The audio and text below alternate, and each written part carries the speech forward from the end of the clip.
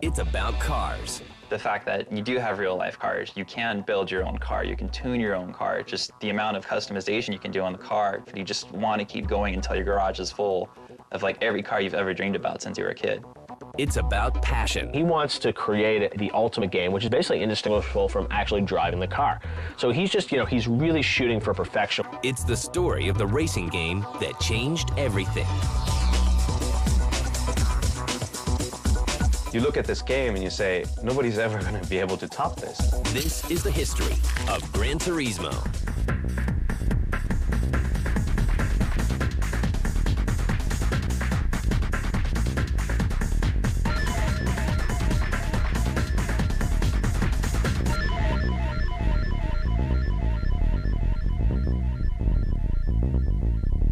Prepare to qualify. 3, 2, 1, go! Ever since the earliest days of gaming, developers have been trying to bring home the excitement of race car driving. 2 laps to go. Back in the days, games were basically in two camps. You had the pure driving simulations like F1 racing simulators, the Ferrari sim from Sega, and you had arcade games like the Need for Speed titles. You had a Ridge Racer, you had very, exaggerated, power slides, you had the whole Need for Speed series, which was great. Those are great games, don't get me wrong, but it's like the diehard race fans were missing that one simulation that took racing games to the next level. Upon seeing the power of the PlayStation, a young game designer at Poly's Entertainment named Kazunori Yamauchi is determined to change that. Mr. Yamauchi is a very quiet man. He's not very loud-spoken, but you talk to him about cars, and he'll light up like a Christmas tree. That's all he wants to talk about is cars. He's a car enthusiast, and a die-hard one at that. There's a certain kind of magic when you meet Kazunori Yamauchi. He's not your typical game designer, producer, president. Yamauchi envisions a racing game with licensed cars, which players can modify as if they were the real thing. This game will include realistic driving physics and challenging gameplay. But the higher-ups at Poly's aren't as excited about the concept as he is. I always wanted to make a game like this, but my bosses and people around me didn't agree. They objected to making this game. Yamauchi settles for working on a different type of racing game. Ready? Go! Motor-Tune Grand Prix! Motor-Tune Grand Prix was Kazunori Yamauchi's first game. That was basically his first ventures into video gaming. Motor-Tune was one of those things that you're like, what is that game? I mean, it was just wacky, weird, and then you sit down and you play it. And you start to see like all the things that they did right in the game. It's really cool. I mean, it's actually a very good game. It had a lot of elements that you finally started to learn its intricacies. It wasn't some little crazy kiddie game. It was actually a very, very solid racing game. Motor-Tune Grand Prix was really interesting because it took kind of that art style made famous by Tex Avery and the old Warner Brothers cartoons, combined it with a racing game. So I made Motor-Tune, which is a more cartoon-like racing game. And I actually made two titles, Motor-Tune Grand Prix 1 and 2. 3, 2, 1, go! Yamauchi uses the Motor-Tune series to test out design ideas for future use. Each car in the Motor-Tune games has its own unique handling and physics. Making the series proves to be a valuable experience. Now, with a couple of successful games under his belt, Yamauchi pitches his dream game once again. I talked to my bosses again, and by that time, I was able to persuade them to make Gran Turismo. I had more credit than before, when I had never made a game title, but after making the Motor-Tune Grand Prix series, I had my credit and realized that I somehow had the talent to make games. And with that, Gran Turismo shifts into first gear. Gran Turismo is Italian for Grand Touring, and it's a specific type of racing as far as specifications and classes and whatnot. They took the experience from making two racing games, making the levels, messing with the physics, and seeing what they could do with the cars, and took it to develop the first Gran Turismo for PlayStation 1. As development of Gran Turismo gets rolling, it becomes clear that Yamauchi's vision is more ambitious than any racing game ever created, and making this game a reality will be a challenge unlike any he has faced.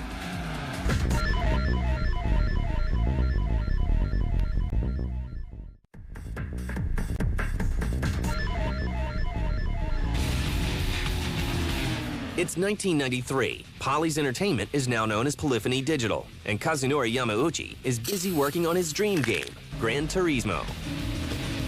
He believes that the key to his game is the licensed cars. I think licensed cars is what makes the whole Gran Turismo series. You don't have licensed cars, no one's going to buy it, flat out. Take away the licensed cars, you take away the whole appeal. Instead of kind of having generic cars and having about 10 to 15 cars to select or unlock, suddenly you had hundreds of cars and you had hundreds of real-life manufacturers and really a focus on presenting these brands in their best light. That was a big step for Sony to actually do this. The hundreds of cars in Gran Turismo not only have to look amazing, but they also have to handle like their real-life counterparts. They take thousands upon thousands of photos for each car.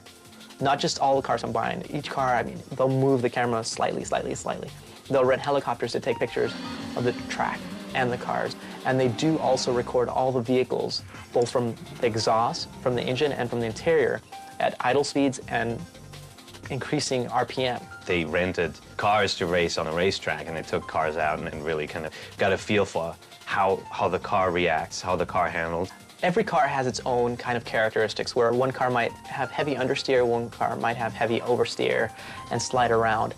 And what Polyphony did was work very closely with the manufacturers to emulate all these characteristics that the vehicles have. This level of detail does come with its own risks. There are some casualties of war when making this game. When I was working on the very first Gran Turismo, it was, of course, the first time for me to borrow so many cars from the car manufacturers. We were so excited, so happy, and we brought all of the cars to the circuit. We went into the circuit by ourselves and started racing. At the last corner, I saw black smoke coming up, and I thought, oh my God, something that shouldn't happen has happened. And I went to the last corner and saw one car totally crashed. But for Yamauchi, the risks are worth it. And for every bit of realism he gives to the cars, he gives equal attention to the gameplay. Customizing paint was an old hat, but customizing all the parts to get more performance out of the cars, that was really, really cool. It's the perfect combination of gameplay and real-life car physics. It's probably the best there is out there. The fact that you do have real-life cars, you can tune your own car, just the amount of customization you can do on the car, from gear ratios to power bands. You want to keep racing, you want to keep winning money, you want to keep buying new cars, you want to keep buying parts for the cars. You just want to keep going until your garage is full of like every car you've ever dreamed about since you were a kid. Instead of you driving, your absolute dream car right off the bat, you drove a normal car, something you would drive in real life. Like you'd start off with a little Acura, and then you work your way up until you get these great Le Mans cars. And Gran Turismo introduced this whole progression and you work your way up towards the cool cars. On December 23rd, 1997, Polyphony releases Gran Turismo in the US. The game features 150 real-world cars, a AAA soundtrack, and support for Sony's new DualShock analog controller. The DualShock was brought out specifically to be used with Gran Turismo, and the DualShock makes the game. You cannot go back to using a standard controller with Gran Turismo. It sucks, flat out. The ability to feel the vibration on either side of the controller, the inclusion of analog control, it really was the next step in immersing you in the game world. People's reaction when they first saw the first Gran Turismo game was like, they're like, wow, someone did it right. They created a great racing engine, they put great cars in it, and they put all, real world tracks, and they made this true-to-life, sim game that is, has all the bells and whistles that, racing fans want. I was blown away by it. The replay mode was just out of this world compared to everything else on the market at the time. It just looked so stunning. People were squinting their eyes going, this looks really real. And the trick really with the replay was, clever camera angles, really good camera moves and dolly shots that looked like a real TV broadcast. And couple that with the incredible car models, and you had something really special. Gran Turismo has been the flagship franchise for the PlayStation. It's a game that really sold the system. You look at this game and you say, nobody's ever going to be able to top this. Gran Turismo really made the video game racing scene evolve. But their ambitious approach to the sequel makes them careless, and as a result, they'll make a costly mistake.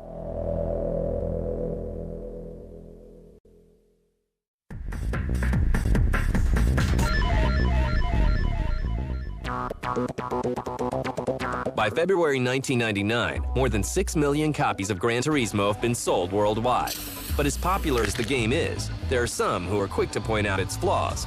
The no inclusion of car damage, a lot of people are turned off by it because they want the realism. So they want to see their fender get crunched when they run into a wall. They want their handling to degrade. Back when Gran Turismo came out, you called up Honda, said, okay, we want your cars in the game and we're going to bash them up really good. They're going to say no. Nobody wants to see their car break down in a video game. The inability to get car damage into the game really impacted the gameplay, and it affected it negatively in that you can bounce off the rails in Gran Turismo. And that's one of the problems that a lot of car and racing fans complain about. Some critiques are more valid than others. I still get complaints from players about the license test in Gran Turismo. Everybody says, oh, it's too difficult, I can't get gold. I just want to get bronze so I can get my license and play. Why do they put these license tests in? Looking back on it, if I did not do those license tests, I wouldn't know how to play the game. I wouldn't understand the racing line, I wouldn't understand how to brake, I wouldn't understand cornering, weight transfer, I wouldn't understand how to make the car handle. I was a better game player for it. The praises outpace the criticisms, and Yamauchi quickly sets out to create a sequel which will surpass the first Gran Turismo in every way. Gran Turismo 2 speeds out to stores in 1999. With the second game, I think Polyphony tried to make that game more accessible to a wider audience, doing two different things. One, a much bigger focus on the arcade mode. Suddenly you had a second disc that included the arcade mode instead of it just being a mode of the original game. And then number two, the variety of cars was just, it just went up, way up. Gran Turismo 1 had 11 tracks, 3 endurance tracks, and it was on one disc. Gran Turismo 2 was 2 discs, had 22 tracks and 6 endurance, so you basically doubled it with Gran Turismo 2. Now, obviously, the inclusion of rally racing is more than welcome. In their rush to release a game with all these features, Polyphony gets careless. GT2 probably came out sooner than it should have. Sony was in a rush for the Christmas holiday, and the biggest mortal sin that Sony did was there was a bug in the game that didn't let you finish the game with 100%. Gamers are really serious about getting 100% of everything or getting the best ending, so this whole 98% completion number really taunted them. And I think that was for the hardcore, that was a huge issue. Even though they had every game, they had completed everything, they had every car in the game, 98% was like... And also there were some memory issues where saving your garage, you thought you had a certain amount of cars in your garage and you go back the next day, you're like, whoops, where's that car? I know I had it. There was a bug that deleted cars from your garage. Of course we learned our lesson. We decided to never release a title unless we are totally confident and sure about it, instead of rushing it through and sending it out to the market. Regardless of the bugs, gamers and critics all love Gran Turismo 2, and the sales prove it. 1 million copies are sold in only 6 weeks. 1 year later, Sony launches the PlayStation 2. A Gran Turismo game is promised for the new system. I heard about Gran Turismo 2000 back before the PlayStation 2 came out, and it was amazing. Even if it was Gran Turismo 2 redone with better graphics, it was still Gran Turismo 2 with better graphics. 2000 came around, and there was no GT 2000, and that was when they decided to change name to GT3. Rather than rushing another sequel out the door, Polyphony takes their time, making sure every detail of Gran Turismo 3 is just right. When I created Gran Turismo 3, the huge difference from Gran Turismo 2 was the evolution of the hardware. Gran Turismo 2 was on PlayStation 1, and 3 is on PlayStation 2, so there was a big change. GT3 finally hits shelves in April 2001.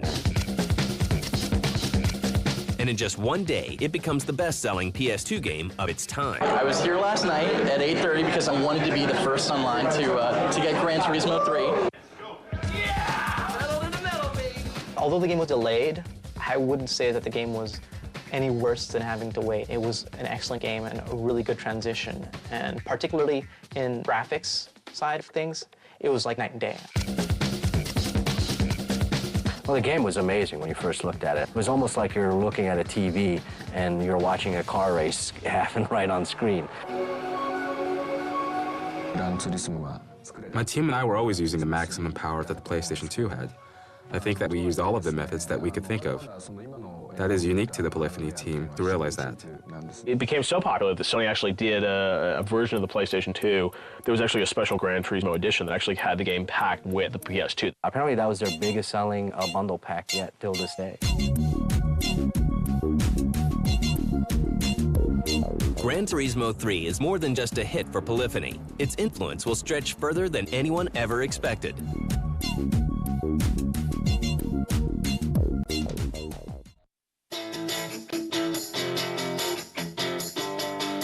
The game industry is already in love with Gran Turismo, but they're not alone.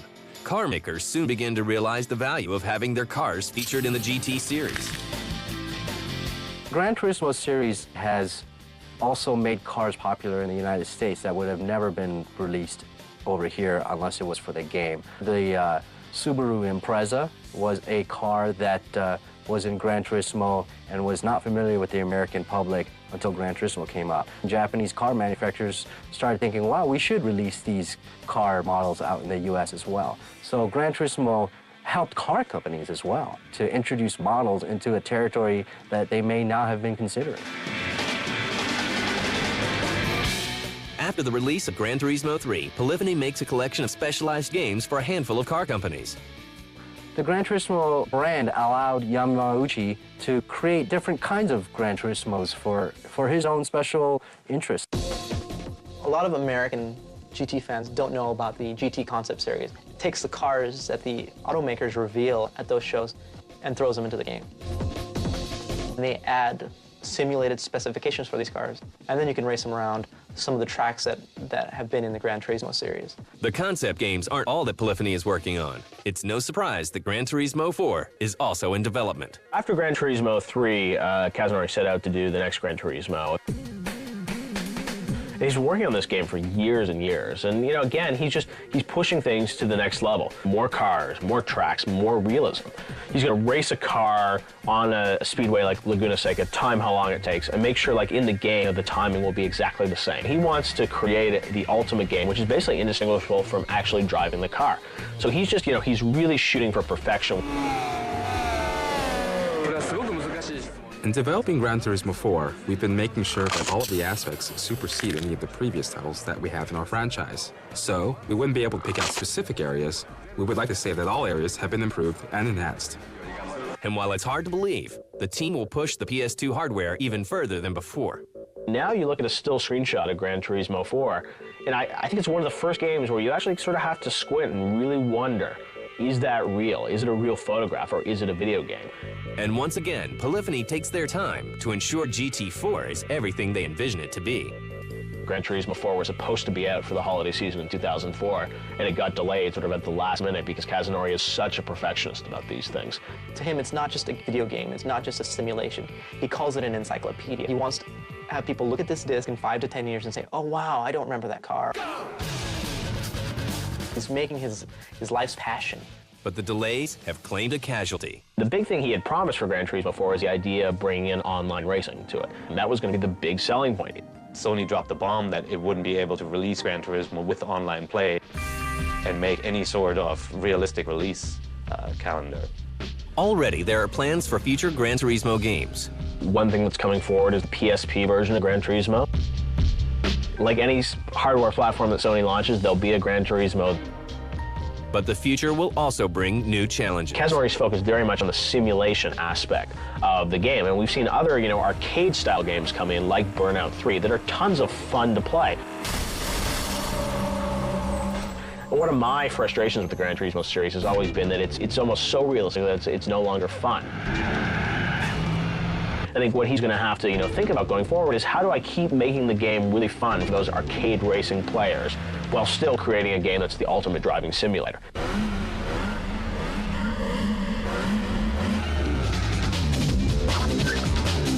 Today, Polyphony's Gran Turismo series has sold more than 33 million copies worldwide and spawned numerous copycats. Gran Turismo really, served as a wake-up call to the rest of the industry. We saw a lot of Gran Turismo clones on the market. In recent times, you've seen R-Racing Evolution from Namco. You had Project Gotham Racing on the Xbox. All games that attempted to be very much like Gran Turismo. No matter what may come in the future, gamers will always remember the Gran Turismo franchise as the ultimate driving simulator. Gran Turismo is getting players into racing games. It's creating this whole new generation of gearheads. It's the ultimate car simulator. gameplay is great, the driving physics are awesome. It's a fun game to play, and anybody that likes cars, anybody that likes racing, the game automatically appeals to them. What's so amazing about Cause is he's not that cocky. You know, he just wants to put out a great game, and he's so passionate about it. Hey, this guy is putting his life, heart, and soul into this game. I'm always surprised by the great success that we've had. Even today, it feels surreal.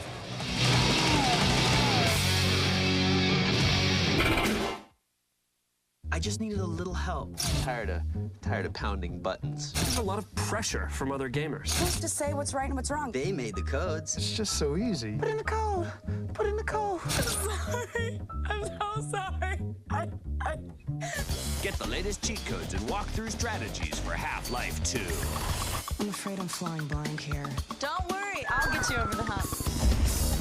Cheat with Kristen Holt, Tuesday night at 10 Eastern, 7 Pacific.